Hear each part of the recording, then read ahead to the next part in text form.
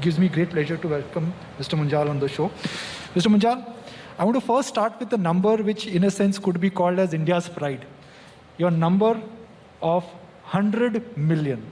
When the journey started, did you ever imagine that you would go anywhere close to this number? Never. Never in my wildest dreams did I imagine that Hero MotoCorp, with its motorcycles and scooters, would get to this kind of a monumental landmark. I'll go back to Hero Cycles, the bicycle days. I started my journey from Majestic Auto Limited, which was a 50cc moped. I would look at the daily production sales of bicycles, which at that time looked to me really huge and humongous, about 10, 12, 15,000. So when we got into motorcycles, Hero Honda, I never thought we were going to cross the bicycle numbers. And lo and behold, it just took us a decade and a half to overtake the bicycles. Now, who would ever imagine in a country like India, where purchasing power is what it is, the motorcycle production sales from one company would overtake those kind of numbers. So I never did imagine. I have to say that it is the trust the customers, 100 million customers around the globe have reposed in the company, in the brand, in our products. It's the performance of the product, it's the technology that has gone into the products, which has really gotten us there. And of course, it is the organization, the teams, all the stakeholders who have worked very, very hard with us to get us here. Mr. Munjal, the Indian auto industry, especially the two-wheeler industry, brutally competitive, but is extremely efficient. This, in a sense, is again a very proud moment for all of us the minute we talk about the two-wheeler industry. If you can put it closer, I'm not able to hear well. Sure. Now, I'm talking about the two-wheeler industry. In a brutally competitive environment, the two-wheeler industry in India is globally competitive. Now, India does not score too much in terms of manufacturing capabilities. China always scores ahead of us. But the two-wheeler industry, the motorcycle industry has demonstrated that. Why is that?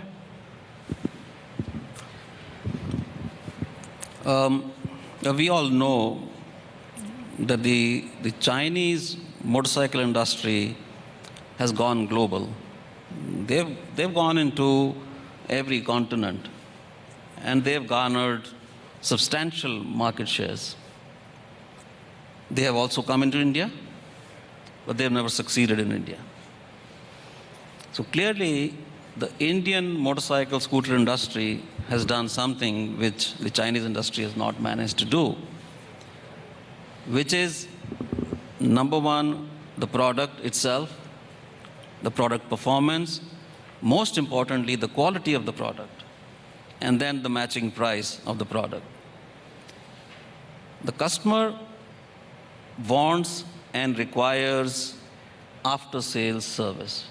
Customer wants to have a bond with the company, which is an everlasting, lifelong bond, which Hero and many other Indian motorcycle companies have given to the customer. The infrastructure, the sales network, the service network.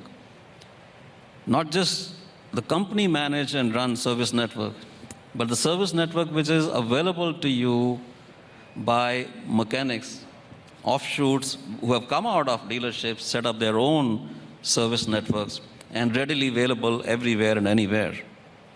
So most importantly, it is the quality which really has kept the Chinese motorcycle scooters out of India. Some of us have actually built that manufacturing capability. And we've done it extremely well. We've married the availability of the manual labor with automation and done it in a manner where we haven't gone and overshot on the investments and costs, yet getting the benefit of the manual labor also. You have managed to maintain a market share of 50% plus for the longest time anyone can remember. It is absolutely a textbook study. What is the secret sauce here? Is it brand? Is it the way you manage customers? Because retaining a market share in a brutally competitive space where foreign players came in, some of them were forced to get out of the business. Now 3-4 players are left, but 50% market share, sir, is absolutely incredible. So you're asking me for the secret sauce, is it? You want me to spill the beans? Let me say that at Hero, the customer is at the center of everything that we do, and it is all around the customer. What is it that the customer wants? What kind of product? What features inside the product? What power, what torque, what fuel economy, at what value, what price? So we have single-mindedly followed that one motto, that one direction. Customer is king, and we have been doing everything for and around the customer. And the customer has then rewarded us for that dedication, for that sincerity, for that perseverance, and for the delight that we have been giving to our customers. And I believe we are going to continue to do what we've been doing, albeit in different segments. Also now, we don't have a good enough market share. As I said, we are moving in that direction, and sooner rather than later, we will have our rightful place there. Mr. Munjal, if I look at the history of corporate India, companies like yours, which have generated a lot of cash, those corporate houses have experimented with different businesses also. IT companies have moved into real estate companies have moved into IT. As a group, you've never experimented, forget about moving out of the auto space. Was this a conscious strategy? Well, you know that we as a group are in various other industries. There is a big presence in the financial sector, Hero FinCorp, which of course is also doing a lot of related work for Hero MotoCorp. That's where it sprung out from. Originally a subsidiary of Hero Honda, the Hero Honda Finlease, and then later on become an independent company, and now a full-fledged financial services company. Again, Hero Future Energies, which is talking about, well, somebody was just asking me a question a little earlier. While electrification is happening, where is the power and energy coming for charging your electric bikes and cars? Isn't it coming from coal or thermal, etc.? So, no, the direction that the country has taken, and some of us have taken, us through Hero Future Energies, is renewable energies. So we are supplying power from solar and wind. And then, of course, there is the ancillary industries, Rockman, which is doing components, parts, and Hero Electronics. So in the group, there are various companies in many different fields. I was referring to substantial non-diversified changes which a lot of corporate groups in last decades have experimented.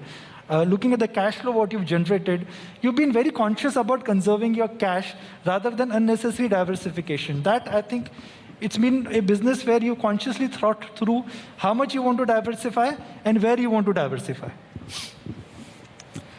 Well, it's a great thing for us that the company does throw up cash on a regular basis. That's because we run the business very efficiently. And as you know, that we are also returning a huge amount of cash back to our shareholders, our investors. Our dividend policy has been consistent now for many, many years. 60% payout is a huge payout by any company.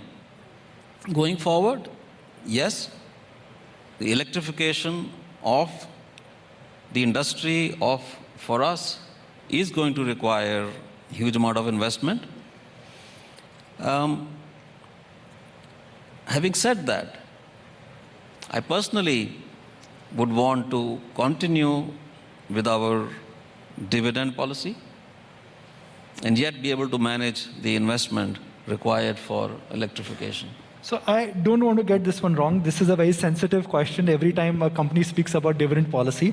What you're sharing with us and the audience here and with your shareholders is, even though you will have to invest in electric vehicles in terms of building a platform, your dividend policy is unlikely to change. You want me to make a commitment here? I'm asking you a follow-up question. As I said, that's a policy we made some years back, and we've been following that policy very consistently. And going forward, I would like to continue with the same policy and not change the policy. There is enough investment available if we require. We have cash. If we require more cash, there would be enough investments available to us. Does it bother you that you don't have a very large, formidable market share in the export market? Say that again. You're not the number one, you don't have the number one market share in the export market, the two-wheeler export market. Does that bother you? Yes, it does bother me. But then, I don't expect to become number one in the global business where we as a company have very recently started doing business. We have been a domestic company for all these years and selling only to the neighboring countries, while some of the other players, our competitors, have been in the global markets for decades now.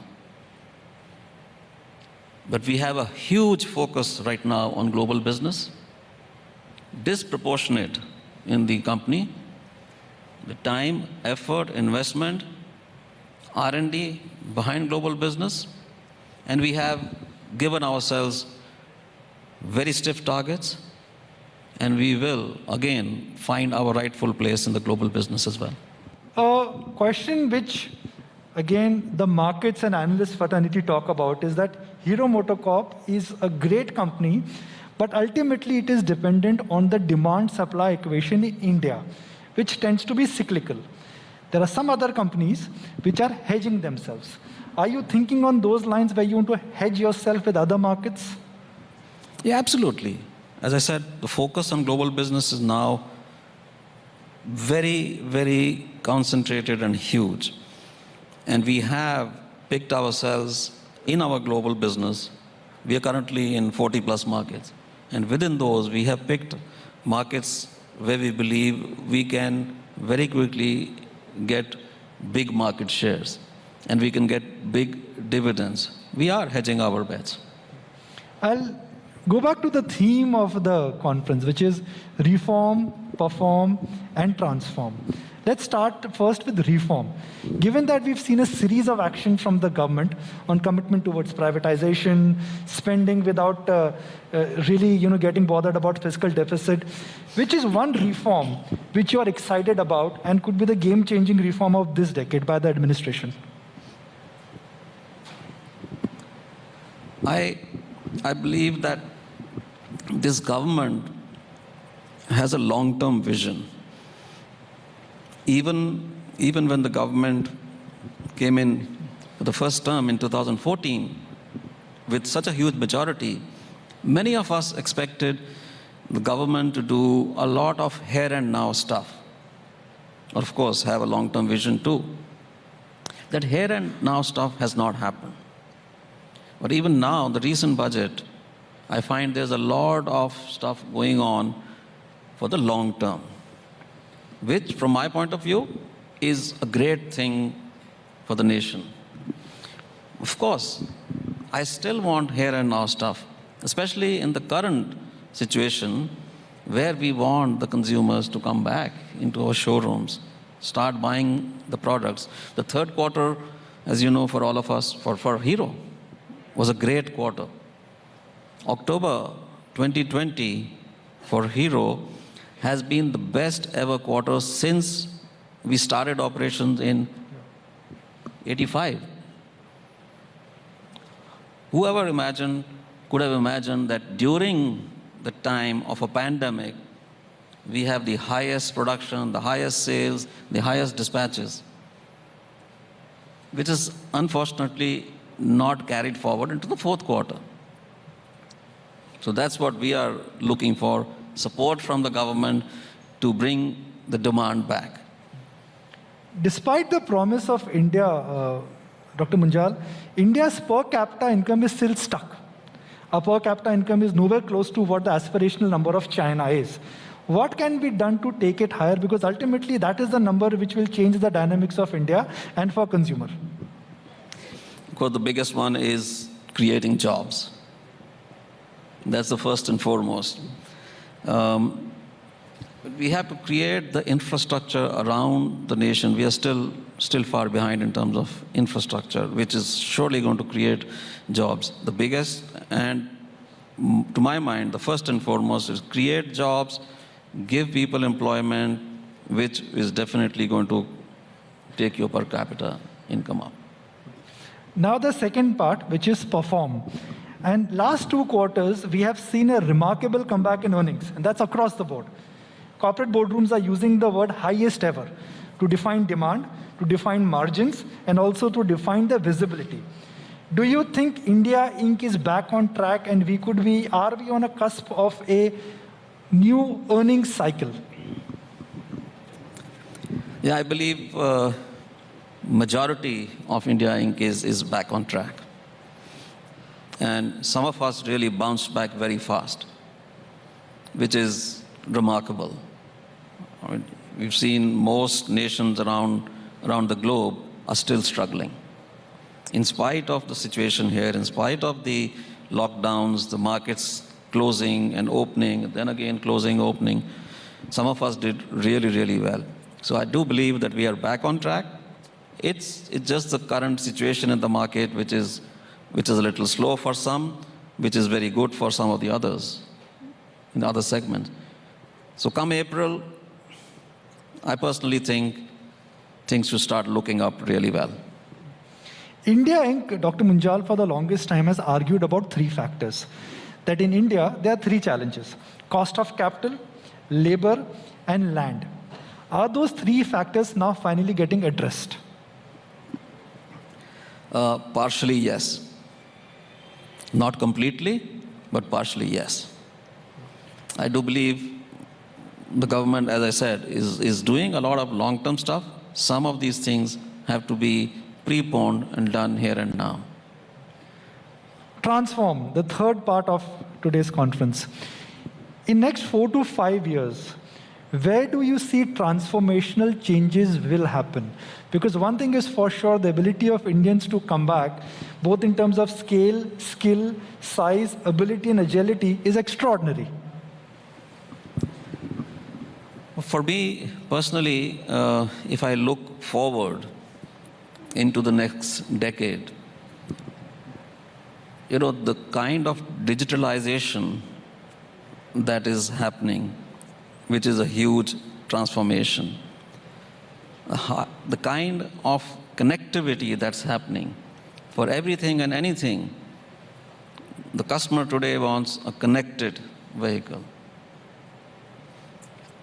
Everything is now going into the cloud, is being done through the cloud.